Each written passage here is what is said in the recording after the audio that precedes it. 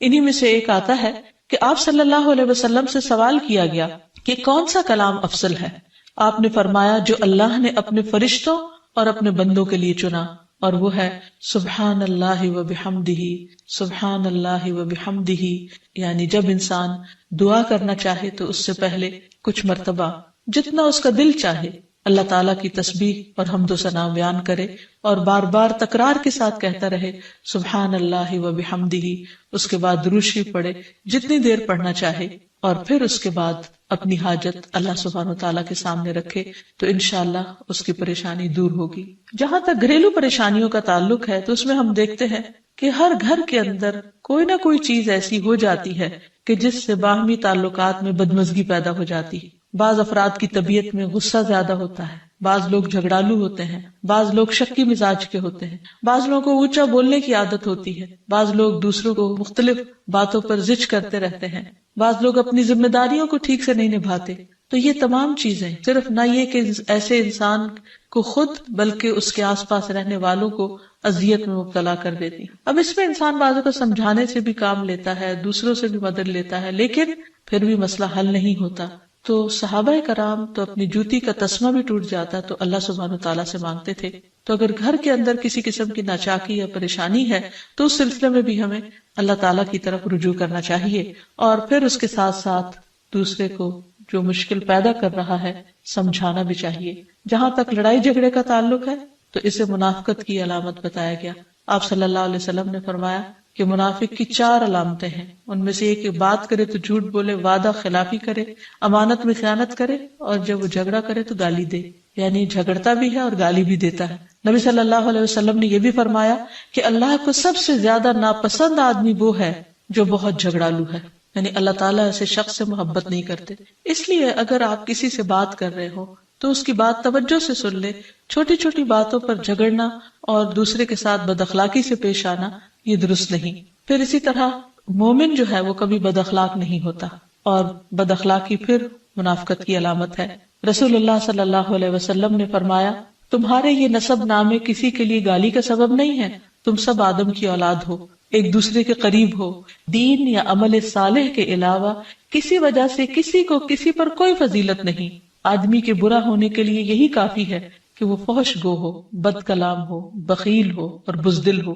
پھر اسی طرح آپس میں محبتوں کا نہ ہونا، بہن بھائیوں میں ناچاکی یا شوہر بیوی میں ناچاکی یا والدین کے ساتھ محبت کا نہ ہونا، یہ ایک طرح سے اللہ تعالیٰ کی طرف سے ایک آزمائش بھی ہو سکتی ہے اور ایک عذاب بھی ہو سکتا ہے۔ مومن تو محبت کرنے والا ہوتا ہے، اور اس شخص میں کوئی خیر نہیں جو محبت کرتا نہیں اور لوگ اس سے محبت نہیں کرتے، اور لوگوں میں سب سے زیادہ بہترین انسان وہ ہے جو لوگوں کے لیے فائدہ مند ہوتا ہے۔ تو اس لیے بہت ضروری ہے کہ خاندان کے اندر باہم محبت پائی جائے۔ گھریلو زندگی خوبصورت ہو جاتی ہے اگر آپس میں ایک دوسرے سے پیار، محبت اور ہمدردی کے جذبات پائے جاتے ہیں۔ پھر اسی طرح بعض اوقات گھریلو زندگی میں بدگمانیاں بہت تکلیف دیتی ہیں، یا گھر کے کچھ افراد سنی سنائی باتوں پر یقین کرتے ہوئے دوسروں کے خلاف بدگمانی پال لیتے ہیں، تو اس سے بھی پرہیز کرنے کی ضرورت ہے۔ اسی طرح گھریلو پریشانیوں میں گھر کا تنگ ہونا بھی ایک عذاب کی شکل ہے۔ اس لیے نبی صلی اللہ علیہ وسلم نے ہر وضو کرنے کے بعد جو دعا سکھائی اس میں خاص طور پر یہ دعا آتی ہے کہ اللہ میرے گھر میں وسعت پیدا کر دے، یعنی ایک تو دلوں میں وسعت ہو اور دوسرا یہ ہے کہ جگہ بھی کشادہ ہو۔ رسول اللہ صلی اللہ علیہ وسلم نے فرمایا 3 چیزیں بدبختی میں سے ہیں۔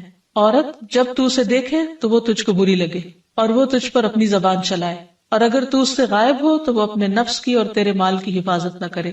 دوسرے مریل سواری کہ اگر تو اسے مارے اور چلائے تو تجھ کو تھکا دے، اور اگر اسے چھوڑ دے تو تجھے جلد تیرے ساتھیوں تک نہ پہنچائے، اور ایسا گھر جو تنگ اور کم سہولتوں والا ہو۔ تو اس لیے اگر انسان ایسی کسی تکلیف میں مبتلا ہے تو اس کا حل بھی یہی ہے کہ کوشش کے ساتھ ساتھ انسان دعا کرے۔ اسی طرح خرچ میں کمی، وسائل میں کمی، مال میں کمی، یہ تمام چیزیں بھی عموماً گھروں کے اندر جھگڑے پیدا کر دیتی ہیں۔ کھانے پینے کی قلت، بنیادی ضروریات کا پورا نہ ہونا، تو ایسی صورت میں بھی انسان اللہ تعالیٰ کی طرف رجوع کرے، اور اس کے لیے ساتھ ہی کوشش بھی ضروری ہے۔ کوشش میں سب سے پہلے تو یہ کہ انسان لڑائی جھگڑا چھوڑے، صبر و ضبط کی عادت ڈالے، برداشت اور تحمل کی عادت اپنے اندر پیدا کرے، اپنے اخلاق کو بہتر بنائے۔ ایک حدیث کے مطابق اللہ سبحانہ و تعالیٰ جب کسی گھرانے پر خیر و برکت نازل فرمانا چاہتے ہیں تو اس گھر والوں کے اندر نرمی پیدا کر دیتے ہیں. اور ایک اور حدیث میں یہ بھی آتا ہے کہ جو نرمی سے محروم کر دیا گیا وہ ہر خیر و بلائی سے محروم کر دیا گیا.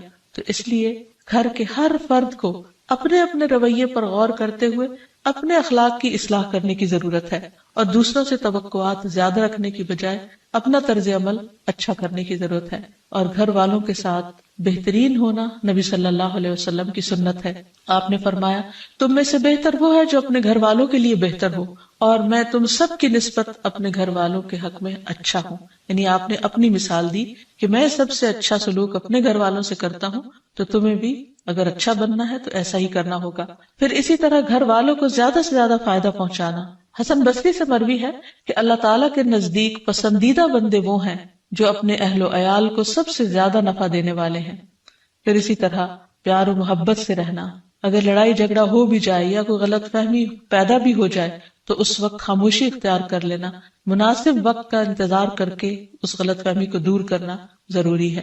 پھر اسی طرح اللہ سبحانہ وتعالیٰ نے گھریلو زندگی کو خوشگوار بنانے کے لیے جو بہترین ہدایت ہمیں قرآن مجید میں دی ہے وہ ہے عفو و درگزر سے کام لینا. اللہ تعالیٰ فرماتے ہیں اے لوگو جو ایمان لائے ہو، بے شک تمہاری بیویوں اور تمہارے بچوں میں سے بعض تمہارے دشمن ہیں، سو ان سے ہوشیار رہو، اور اگر تم معاف کرو اور درگزر کرو اور بخش دو تو بے شک اللہ بے حد بخشنے والا نہایت رحم فرمانے والا ہے. تمہارے مال اور تمہاری اولاد تو محض ایک آزمائش ہے، اور جو اللہ کے پاس ہے وہ بہت بڑا اجر ہے. واللہ عندہ اجر عظیم، اور جو اللہ ہے اسی کے پاس بہت بڑا اجر ہے. یعنی انسان کو بعض اوقات اپنی ہی بیوی یا بیوی کو اپنے ہی شوہر سے اور بعض اوقات اپنے ہی بچوں سے یا اپنے ہی والدین سے دشمنی کا اندیشہ ہو سکتا ہے، اور وہ ایک دوسرے کے لیے مصیبت اور بلا ہو سکتے ہیں. لیکن ایسی صورت میں بھی انسان کا گزارا نہیں ہو سکتا جب تک ایک دوسرے کو معاف نہ کرے. زندگی کی گاڑی نہیں چل سکتی جب تک انسان دوسروں کے قصور اور غلطیاں ان سے درگزر نہ کرے، کیونکہ ہر انسان کبھی غصے کی وجہ سے، کبھی جہالت کی وجہ سے، کبھی جلد بازی کی وجہ سے، کبھی لوگوں کے اکسانے پر اپنے پیاروں کے ساتھ زیادتیاں کر جاتا ہے. تو ایسی صورت میں انسان اگر چاہتا ہے کہ اس کی زندگی خوشگوار ہو تو اسے معاف کرتے رہنا چاہیے. نبی صلی اللہ علیہ وسلم کے اخلاق کے بارے میں جب پوچھا گیا تو حضرت عائشہ کہتی ہیں کہ آپ تان و تشنیع کرنے والے نہ تھے، یعنی تانے نہیں دیتے تھے، یعنی اگر کسی سے غلطی ہو جاتی تو اسے بار بار یاد نہیں کراتے تھے، فحش کام نہیں کرتے تھے، بازاروں میں چیخنے والے اور برائی کا بدلہ برائی سے دینے والے نہ تھے، بلکہ معاف کرنے والے اور درگزر کرنے والے تھے.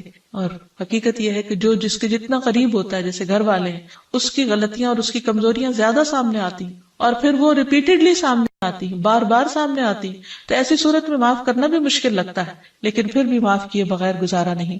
پھر اسی طرح یہ ہے کہ انسان اگر ہمیشہ دوسروں کا حق ادا کرنے کی فکر کرے تو اس سے بھی بہت سے جھگڑے ختم ہو جاتے ہیں. شوہر اگر بیوی کو حق دینے والا ہو، بیوی خوشی سے شوہر کا حق دینے والی ہو، بہن بھائی ایک دوسرے کے اوپر قربانی کرنے والے یعنی ایثار کرنے والے ہوں، تو ایسی صورت میں گھر کا ماحول بہت خوشگوار ہو سکتا ہے.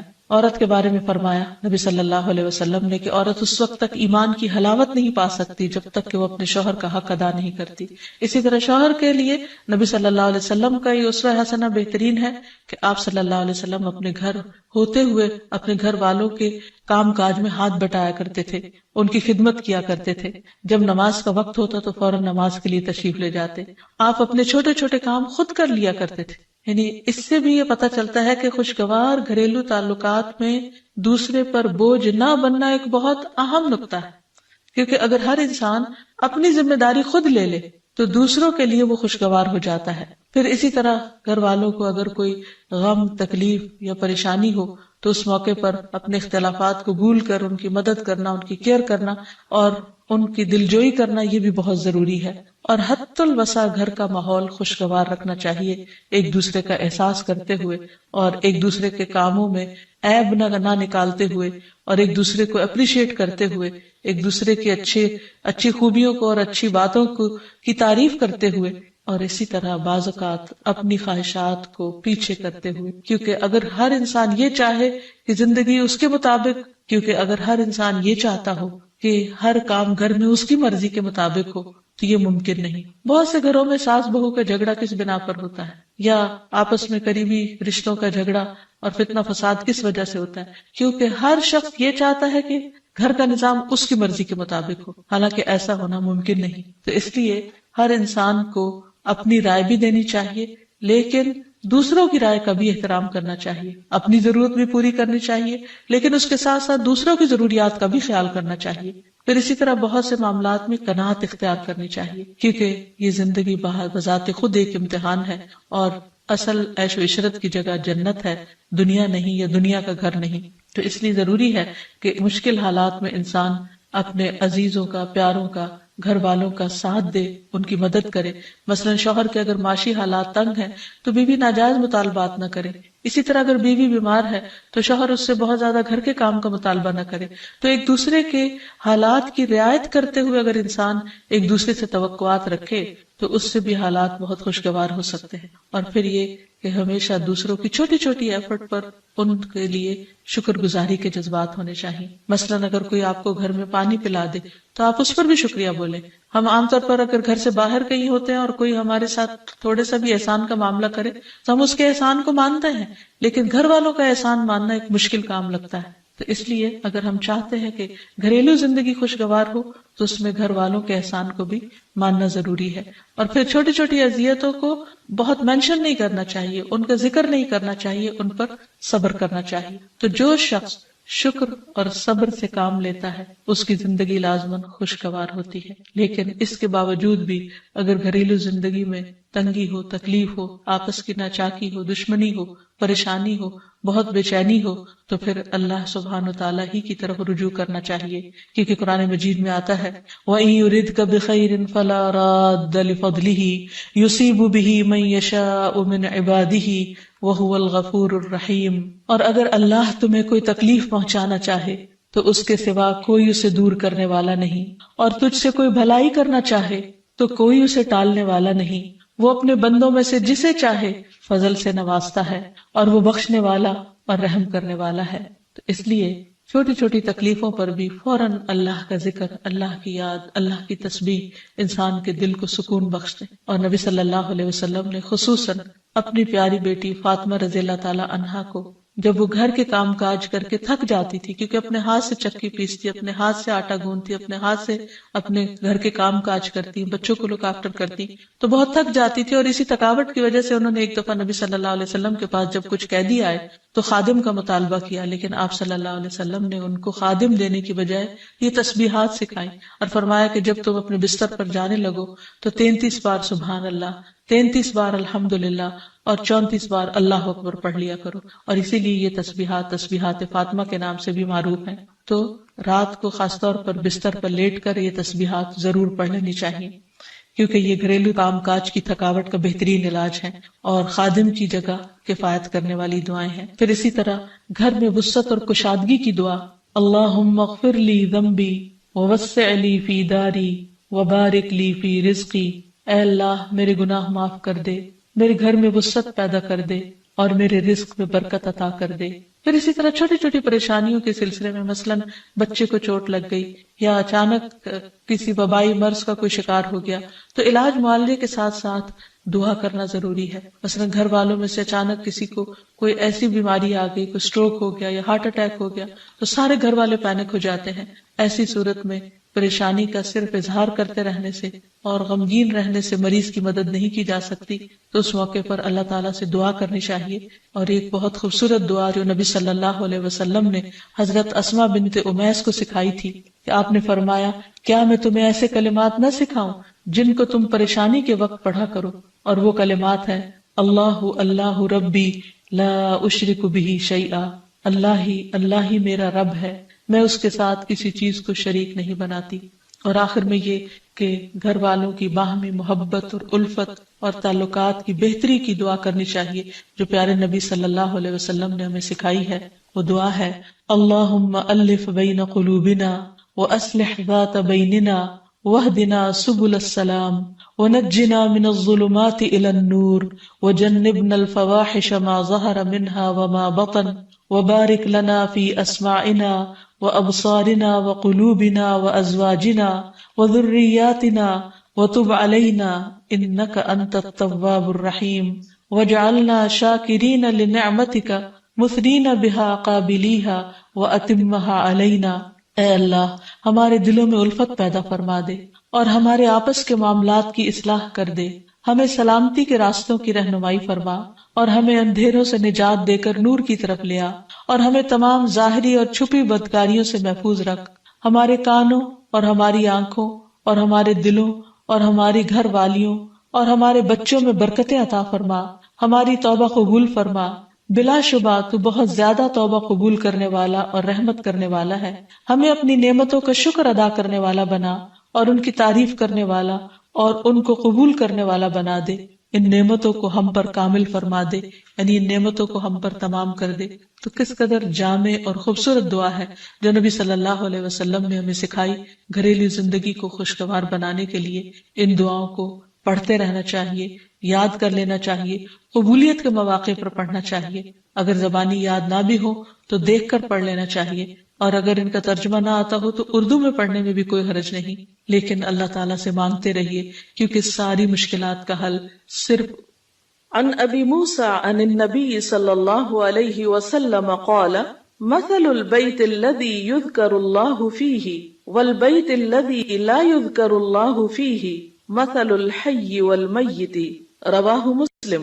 سیدنا ابو موسیٰ رضی اللہ عنہ سے روایت ہے، نبی صلی اللہ علیہ وسلم نے فرمایا، جس گھر میں اللہ تعالیٰ کا ذکر کیا جاتا ہے اور جس گھر میں اللہ تعالیٰ کا ذکر نہیں کیا جاتا وہ زندہ اور مردہ کی مثل ہے۔ اللہ کے بندے، اللہ سے محبت کرنے والے ہر حال میں اللہ کو یاد کرتے رہتے ہیں، خواہ وہ اپنے گھر میں ہو یا گھر سے باہر۔ الذین یذکرون اللہ قیاما وقعودا وعلی جنوبہم، وہ جو اللہ کا ذکر کرتے ہیں کھڑے، بیٹھے اور لیٹے۔ ایسے لوگ دنیا کے کسی بھی حصے میں ہوں، کوئی بھی کام کر رہے ہوں، ان کے دلوں میں اللہ کی یاد سمائی ہوئی ہوتی ہے۔ ان کے دلوں میں اللہ کی یاد صرف مسجد کی حد تک یا کسی خاص جگہ سے ہی مخصوص نہیں ہوتی، بلکہ وہ اپنے گھروں میں بھی اللہ کو یاد کرتے ہیں۔ اس حدیث کے مطابق وہ گھر جن میں اللہ کا نام بلند ہوتا ہے، جس میں ذکر کیا جاتا ہے، وہ اس شخص کی طرح ہے جو زندہ ہو۔ اس کی مثال ایک زندہ انسان کی سی ہے۔ اس کے برعکس وہ گھر جس میں اللہ کا نام نہ لیا جاتا ہو، اللہ کا ذکر بلند نہ ہوتا ہو، اس گھر کی مثال ایک مردہ کی سی ہے۔ اور آپ سب جانتے ہیں کہ زندہ اور مردہ برابر نہیں ہوا کرتے۔ لا يستوي الاحیاء ولا الاموات، زندہ اور مردہ برابر نہیں، دونوں میں بہت بڑا فرق ہے۔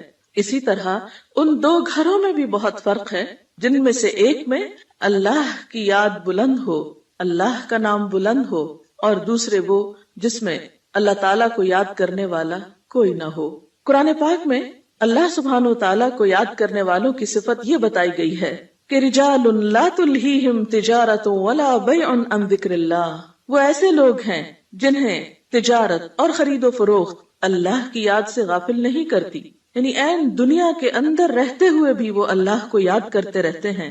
وَإِقَامِ الصَّلَاةِ وَإِيتَاءِ الزَّكَاةِ، نماز قائم کرنے اور زکوٰۃ کی ادائیگی سے کوئی چیز انہیں منع نہیں کرتی، مانے نہیں ہوتی۔ اور وہ یہ کیوں کرتے ہیں؟ یعنی اللہ کو یاد کیوں کرتے رہتے ہیں اور اپنے فرائض کی ادائیگی میں سرگرم کیوں رہتے ہیں؟ یخافون یوما تتقلب فیہ القلوب والابصار، وہ اس دن سے ڈرتے ہیں جس دن دل اور نگاہیں الٹ پلٹ ہو جائیں گی، یعنی قیامت کا خوف ہے ان کے دل کے اندر، اور اس کے ساتھ ساتھ اللہ کے فضل کے امیدوار بھی ہیں۔ لیجزیہم اللہ احسن ما عملوا ویزیدہم من فضلہ، تاکہ اللہ ان کو بدلہ دے ان کے اچھے اعمال کا جو انہوں نے کیے، اور اپنے فضل سے زیادہ بھی نوازے۔ واللہ یرزق من یشاء بغیر حساب، اور اللہ اپنے رزق میں سے جسے چاہتا ہے بے حساب عطا کر دیتا ہے۔ تو بات یہ ہے کہ جو دل خوف اور امید کے درمیان ہوتے ہیں وہ دل اللہ کی یاد سے معمور ہوتے ہیں، اور جن لوگوں کے دل اللہ کی یاد سے معمور ہوتے ہیں ان کے گھر بھی اللہ کی یاد سے معمور ہوتے ہیں۔ عام طور پر گھروں میں دو طرح سے ذکر ہوتا ہے، ایک انفرادی ذکر اور ایک اجتماعی ذکر۔ انفرادی ذکر میں نماز پڑھنا، قرآن کی تلاوت، اور اسی طرح چلتے پھرتے، اٹھتے بیٹھتے، گھر کے کام کاج کرتے، لیٹتے جاگتے، چلتے پھرتے اللہ کو یاد کرتے رہنا، خصوصاً وہ مسنون اذکار جو رسول اللہ صلی اللہ علیہ وسلم سے وارد ہیں۔ اور دوسری قسم اجتماعی ذکر کی ہے، کہ کسی ایک گھر میں مختلف لوگ جمع ہو کر یا اہل خانہ ہی جمع ہو کر اکٹھے بیٹھ کر اللہ کو یاد کریں. اور اس سے مراد کسی خاص قسم کا وظیفے کا ورد ہی نہیں بلکہ اللہ تعالیٰ کی یاد کے مختلف طریقے ہو سکتے ہیں. اللہ تعالیٰ کی معرفت حاصل کرنے، علم سیکھنے اور جاننے کے جو حلقات ہیں وہ بھی اللہ ہی کے ذکر اور اللہ ہی کی یاد کی طرف انسان کو راغب کرتے ہیں. قرآن پاک میں خاص طور پر ازواج مطہرات کو یہ حکم دیا گیا وَاذْكُرْنَ مَا يُتْلَى فِي بُيُوتِكُنَّ مِنْ آيَاتِ اللَّهِ وَالْحِكْمَةِ، اور ذکر کرتی رہو، یاد کرتی رہو جو تمہارے گھروں میں پڑھی جاتی ہیں اللہ کی آیات اور حکمت کی باتیں. یعنی ازواج مطہرات رسول اللہ صلی اللہ علیہ وسلم کے گھر میں قرآن پاک اور حکمت کی باتوں کا ذکر کریں، یعنی انہیں آپس میں بھی سیکھیں سکھائیں اور دوسروں کو سکھانے کا بھی انتظام فرمائیں. تو گویا ذکر کی مجالس سے مراد تسبیحات وغیرہ کرنا بھی ہو سکتا ہے اور علم کی مجالس بھی ہیں، اور خصوصاً ایسے علم کی مجالس جن کے ذریعے انسان کے ایمان میں اضافہ ہو، اللہ تعالیٰ سے تعلق مضبوط ہو. قرآن پاک میں اللہ تعالیٰ نے اہل ایمان کو خصوصی طور پر تنبیہ فرمائی، تلقین فرمائی، یا ایھا الذین آمنوا لا تلہکم اموالکم واولادکم عن ذکر اللہ، اے لوگو جو ایمان لائے ہو، تمہارے مال اور تمہاری اولادیں تمہیں اللہ کے ذکر سے غافل نہ کریں. ومن یفعل ذلک فاولئک ھم الخاسرون، اور جو ایسا کریں گے وہی لوگ دراصل خسارہ پانے والے ہیں، نقصان اٹھانے والے ہیں. یعنی گھر میں ہوتے ہوئے انسان دنیا کے کاموں میں مشغول ہو جاتا ہے یا بال بچوں کی محبت میں بعض اوقات اللہ تعالیٰ کی یاد سے غافل ہو جاتا ہے، تو ایسے میں فرمایا کہ لا تلہکم اموالکم واولادکم عن ذکر اللہ، یہ دنیا کے مال اور یہ تمہارے بال بچے تمہیں اللہ کی یاد نہ بھلائیں. گویا گھر میں ہوتے ہوئے اللہ کو یاد کرتے رہو،